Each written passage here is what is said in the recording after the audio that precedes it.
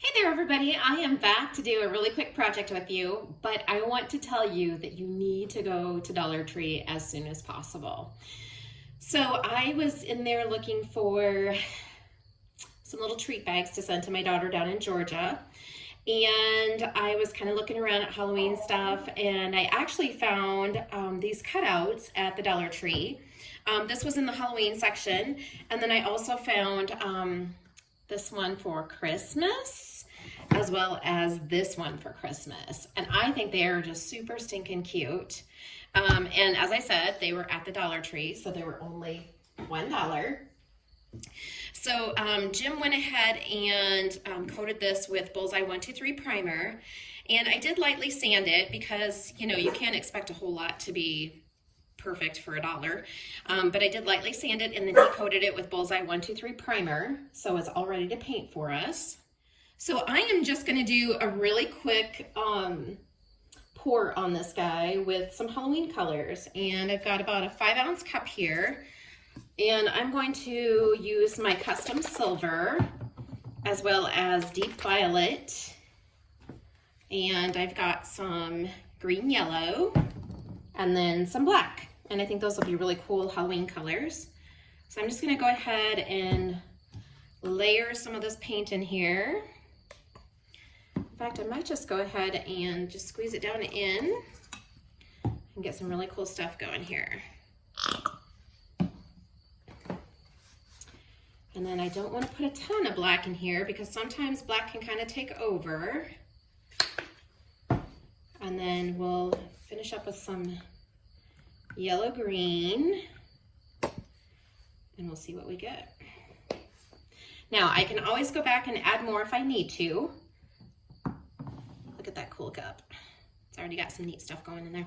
So whenever I pour like wooden shapes and things like that, I just kind of start at the top, and you just want to make sure that you have enough paint on there so that the edges are covered. And I like to kind of go back and make sure that I've got all of the colors represented. But the biggest thing is that you want to make sure that you have enough paint so that when you start to tilt it, you actually can get the edges covered, because these aren't going to look very cool with the white edges showing.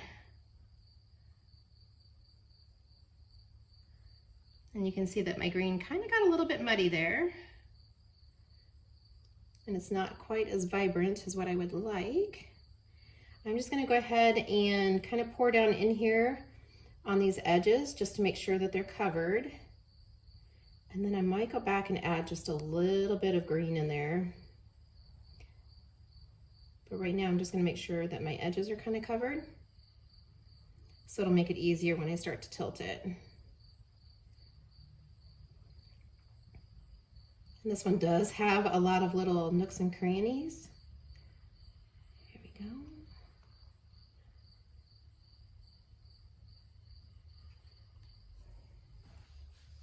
So I like the green up here, but I don't feel like this is kind of muddy looking.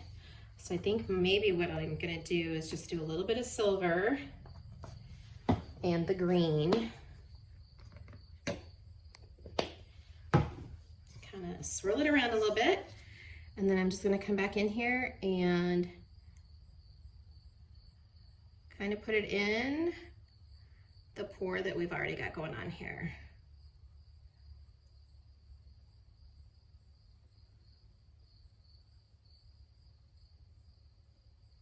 And you'll see that it'll kind of mix in with what's already there. And then again, just whatever I have left, I'm just going to go ahead and kind of work around the edges a little bit here.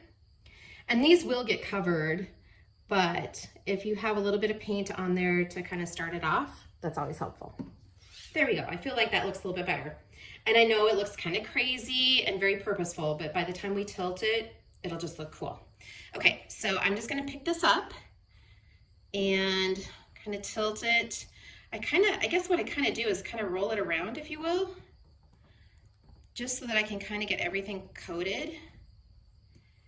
And I feel like it just kind of has to go in all directions. Would have been really cool if I would have used glow-in-the-dark paint. And see how that green now is just kind of blended in? But it looks really cool. And then the other thing that I will do is to use one of my spatulas, and I'll just scoop up off of my mat, or just my finger even, and just kind of touch on some of these areas where it did not cover with paint. And I just kind of go back in and make sure that everything is coated, because as I said, we don't want the raw edges to be showing.